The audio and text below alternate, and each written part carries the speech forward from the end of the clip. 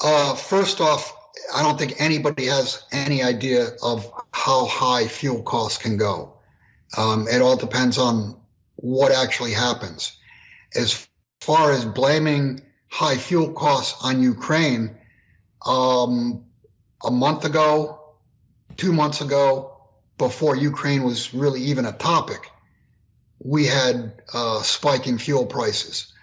The spiking fuel prices, yes, currently, I mean, it is part of the equation, but it wasn't the equation in the equation a few months ago. So, to blame high fuel prices on Ukraine, I think it's obfuscation is what it is. I mean, do you think anyone's going to believe this, that Ukraine is causing all this? Because we saw fuel prices move up from 2020, right after the election, until Right. Christmas, when they all of a sudden used the reserve fuel deposits to bring it back down. Do you think people are going to really believe that it's Ukraine that's responsible for all this? Well, Dave, what was the very first executive order that Biden signed? He shut the pipelines down. So, Right. I mean, no, a rational, sane person, there's no way they can believe that what's going on in Ukraine now is the reason gasoline is $3.50 or $4 a gallon at the pump. Do you think Biden can change this? I mean, they shut down the gas pipeline. They basically stopped the lease agreements in Louisiana and many other places. Do you think he can reverse all this if he went ahead and said, okay, you can have the Keystone pipeline, let's have the leases for Louisiana? Can the fuel prices be brought down again if he reverses all that? Well, I mean, you're using the word if. Yeah, of course. I mean, if he reversed all the policy that he's put in place over the last year, yes, of course, you would see oil prices, gas prices, you'd see those start to soften. Now, the question is, will he reverse these things? I think it's all part of, if you want to call it, the plan. What plan are you talking? You talking about the Great Reset or the Green New Deal? The Great Reset, I mean, the takedown of the United States. Think about higher oil prices, higher gasoline prices, higher heating prices, cooling prices in the summer. Mm-hmm. What that amounts to is a huge tax on the American public. It's a tax across the board. And what that does is it takes a bigger and bigger portion of someone's monthly budget. So, like I said, I think it is part of the plan of gutting the United States. What you're doing is you're really sticking a knife into the middle class and lower class part of the population. It's an outright tax, and it is just something not many people have talked about. But I can remember, I mean, go back 5 years, 10 years, 20, 30 years. Whenever oil prices started going higher, you would hear the financial press talking about, well, this is going to act like a tax on the public. It's going to slow the economy down, et cetera, et cetera. You're not hearing that now, but that is still a fact, that higher energy prices will cause lower consumption in the economy. So you add that to with what the Federal Reserve says that they're going to do by cutting back on their purchases and basically QT. What I'm going to tell you is if they want to try to save the system before the end of this year, you're going to see another episode of QE. Let's just stay on this track for a sec. I mean, so fuel prices is like a hidden tax. Inflation is a hidden tax on the American public. So where are we with Correct. Where are we with inflation? Because in the beginning of 2021, they told us it was transient. And then, of course, they had to walk that back. And now there's inflation. Now they're talking about 3 Fed rate hikes. Some people say 2. Some people say we need a lot more. Do you think, because of everything that's happening, do you think the Fed will be able to tighten? And you're saying they're going to need more QE. Do you think they'll be able to tighten and raise the rates to control inflation? No. I mean, it's simple as that. I think they'll probably raise rates once, maybe twice, maybe even a third time. But understand that the entire system is held up by credit. And if the Fed, who basically is the buyer of last resort, if they step back and they stop making the purchases, who's going to be the buyer? And what's going to happen to interest rates? You'll see a massive spike in interest rates, and you will see the credit markets literally implode because the biggest buyer, think about this. They're talking about QT. They're talking about running off their balance sheet. My question is, who's going to be the buyer? Who's going to buy all of these bonds that the Fed is going to liquidate or just run off? I mean, who's going to step up and do what the Fed has done?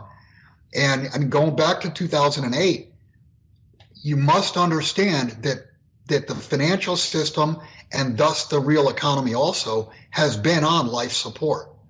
So what they're saying is they're going to pull the plug on life support. And what I'm telling you is the system is so indebted right now, the system is so fragile and unstable that pulling the plug, they're going to have to plug it right back in. And they're going to have to reverse and again begin QE. Otherwise, you have pretty much an instantaneous implosion. So if they can't control inflation then, because you're telling me that they're going to try the interest rate hike, they're going to try to tighten, but it's not going to work. If it doesn't work, isn't the Fed kind of trapped then? Because now, I mean, if they reverse it and they start QE again, I mean, people are going to start to realize, okay, the Fed, they can't do anything about this. They have no power whatsoever to control what's going on. Right. People should have realized many years ago that the Fed was trapped. They are absolutely trapped. And at this point, they're publicly trapped. In the past, you had to think it through. You had to think about the end game. You had to look forward to understand that they were trapped.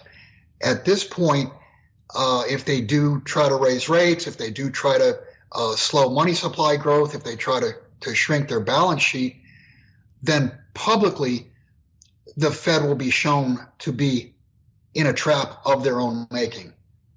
Do you think inflation is the fiat-like killer or destroyer? Because when you see inflation, it really means the devaluation of their currency. And if we continually see this, doesn't this hurt their system, and doesn't it benefit gold and other assets? And people, I mean, do you think this is going to wake a lot of people up? Because we've never seen inflation like this.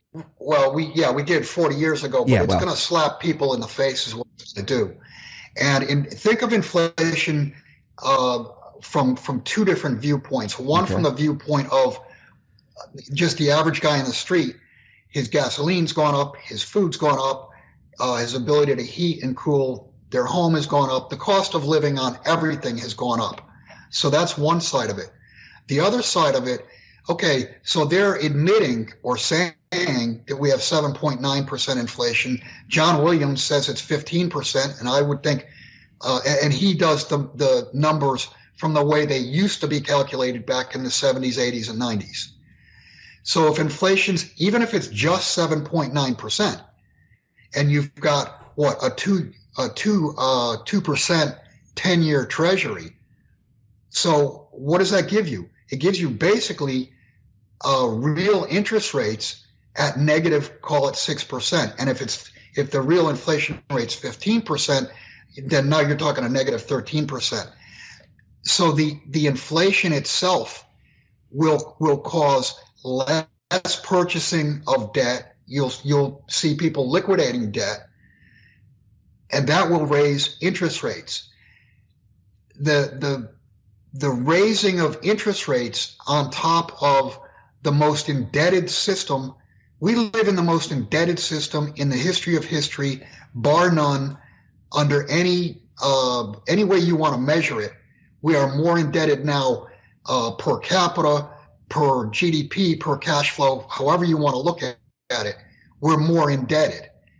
And if interest rates start going up, how is everything bought? Everything is bought with credit. People buy houses people buy cars with credit. It will make it more and more difficult to liquidate a home. It'll make it more and more difficult. And it makes it more difficult because people's income doesn't go as far with higher interest rates. It'll make it harder to purchase cars. It'll make it harder to do pretty much anything and everything in the real economy. But more importantly, in the financial economy, or from the financial standpoint of it, think about the derivatives that are outstanding. Every single derivative has an interest rate assumption when that derivative is written. And if you change the interest rate assumption, and for the last however many years, the assumption's been 1%, 0.5%, 1/4%, and now we might be looking at 2%, 4%, 6%, who knows? What that does is it guts that derivative. And you're talking about well over 1 quadrillion worth of derivatives. So you're talking about smoking the financial system is what you're looking at.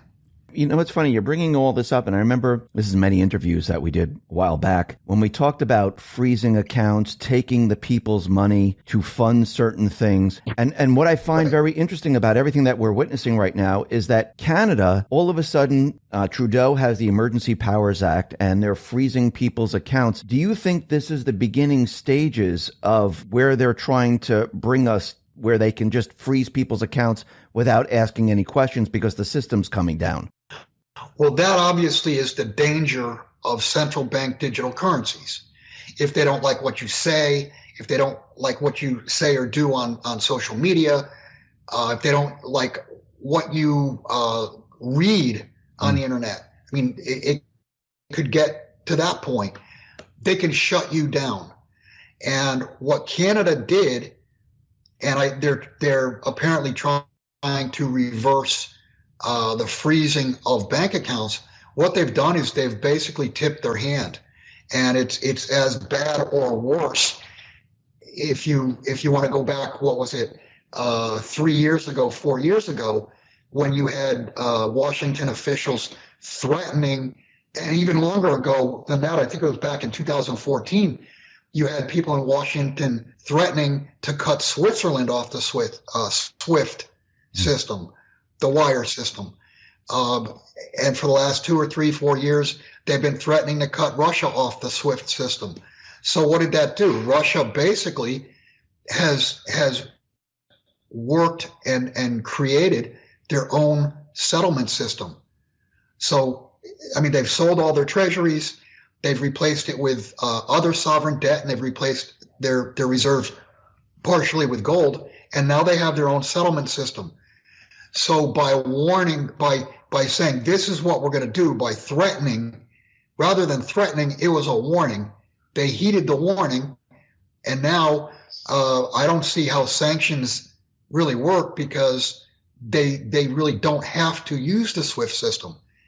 Now, jumping back to Canada, what they did with these bank accounts for people who sent $10, $20, $40, $50, $100 to the trucker convoy, and these people had their bank accounts shut off.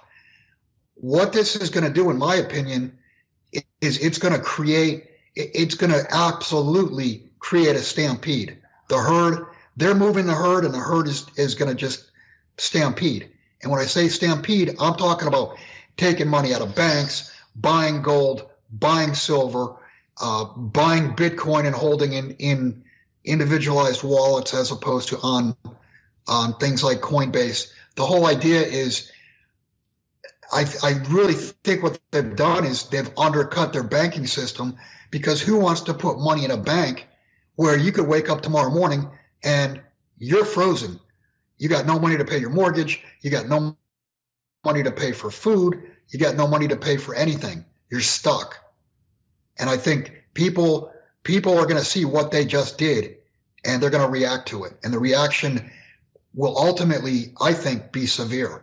Yeah, I mean, you talk about the banking system going down because of bank runs. I believe when they started to freeze people's accounts in Canada, I think there were 5 banks that went offline because people were trying to get their funds out. So I think when this happens, when they freeze your account and you try to get it out, I think at that point it's too late because there's no way to get to it. I mean, It's almost like if we had, if you remember back in Greece, remember in Greece when there was a bank run there and everyone ran to get their funds out of the banks? I think it was Greece, if my memory serves me.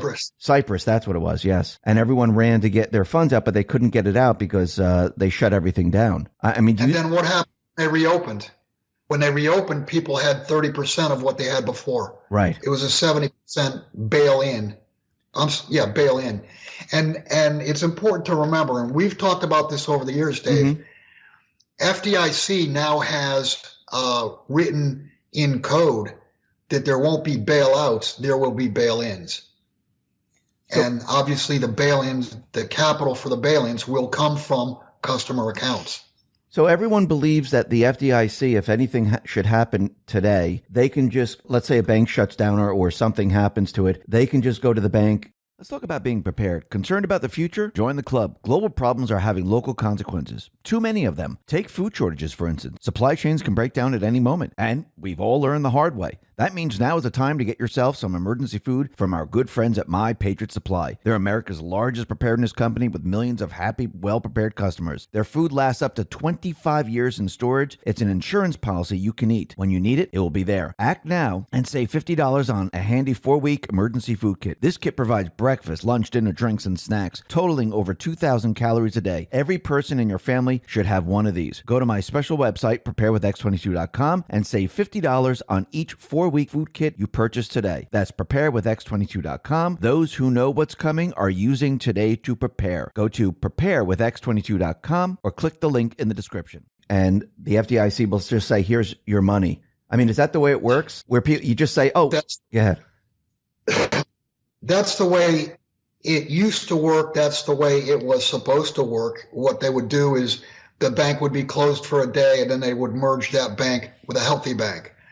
The way it stands now with what they have written into, I think it's the FDIC bylaws, I'm not sure, but they've written in bail-in language as opposed to bail-out language. So basically what you're looking at is the template, if you will, from Cyprus, where your bank closes, you can't get your money, and it reopens in a few days, but guess what? You took a 30% hit, 50%, 70% in the case of Cyprus, or more. And that's how they're going to try to make banks solvent again by using customer funds.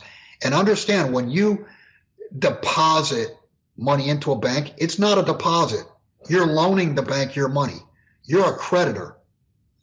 You're a creditor of the bank. And just as in any bankruptcy, if you own debt and it goes through a bankruptcy proceeding, there's a haircut. And the haircut is decided by the judge based on, what they view the needs to be. And there's negotiations, et cetera, et cetera. But the bottom line is creditors don't get back 100 cents on the dollar. And you are a creditor at your bank after you give them your money. So don't expect, if your bank closes, don't expect to get all your money back. Can people just go and get $10,000, $15,000, $20,000 out in cash if they wanted it? Do they still question you on what you can take out? Yeah, of course. I mean, if you're going in and asking for cash, yeah, they're going to ask every time. And especially when you go over $10,000, you got to fill out the forms, and they'll ask you what it's for. And I mean, you could just say, I don't think your bank is safe. But I wouldn't just walk into my bank and say, I want $50,000, because they probably don't have $50,000 in cash. You probably want to call your bank manager in the morning today and tell them, I'm coming in tomorrow and I want to withdraw X amount of dollars and I want it in cash. Because they simply don't have the cash available. I mean, if you had 20 people all wanting $50,000, $1 million, there's no way the bank has that on hand. Assuming that you did go to your bank and you did pull cash out, and depending upon how large of an amount, I mean, obviously, if you pulled out $5,000 or $10,000, you could probably go to a local coin dealer, give them cash, and get gold or silver or what have you. But if you're talking bigger money and you've taken cash out of the system, coin dealers don't take cash. And that's because, they're subject to the anti-money laundering laws. So if you take cash out, now what do you do with it? And it's in the form of cash. You're far better off making a purchase of gold and silver and wiring the funds. So that way you have real money in hand. So let's just talk about gold for a sec, because, if we go back in time, when we had the Great Recession, gold hit an all-time high of 1900, and we're back to that point once again, where gold is, I think it's like 1910 or something like that. We're at 1900. Do you think this is because of the inflation, because of rising fuel costs, because of the economy breaking down? Is that why gold is moving up now? Well, gold and silver have both been moving up, and I think that's a function of the demand is outstripping the supply. The reason the reason for the weakness after the great financial crisis, while the Fed was doing trillions upon trillions in loans and QE, and the Treasury with TARP all the way back to 2008, and then the Treasury sending out trillions in 2020 because of COVID. The reason metals were not performing is it's simple. What they actually did was they were selling paper contracts, derivatives that are unbacked, no gold, no silver behind them. And what you had, and still have to an extent, is the tail wagging the dog. The tail being the derivatives market, the futures market, versus the dog itself, the physical market. But you are starting to see a separation now, and that separation is the premium that you have to pay to get real metal in hand. Getting real metal in hand, that's the real price. The fake, and when I say fake, think about this. If you understand that we have lived through and are living through a period of time where pretty much all news is fake. Yeah. All mainstream news, the narrative, everything that you're fed is bullshit. So if you understand that, then why would you believe that an ounce of gold is only $1,900 and an ounce of silver is $2,450 or whatever it is? It's not. You cannot purchase physical metal for that. And, I've talked about this for many, many years. At some point in time, there is going to be a cash call where these contracts step up and they say, I don't care about bonuses for not taking delivery. I don't care about anything. I want to take delivery. And when that day comes, then you will see a failure to deliver, and then you'll see the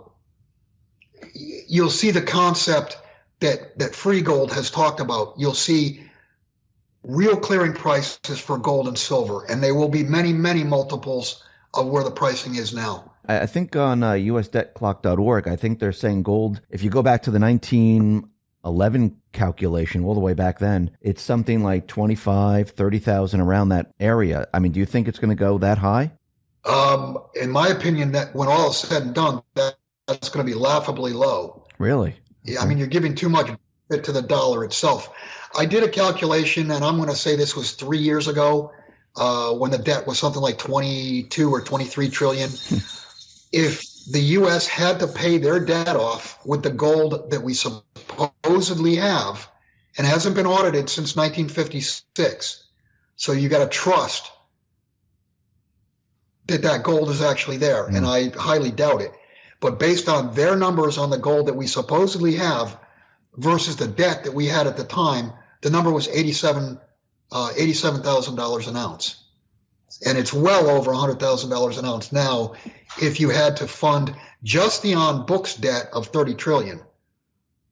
And I say on-books debt because if you look at all the total promises that the U.S. has outstanding, Social Security, Medicaid, Fannie Mae, Ginnie Mae, just all the guarantees, it's over $200 trillion.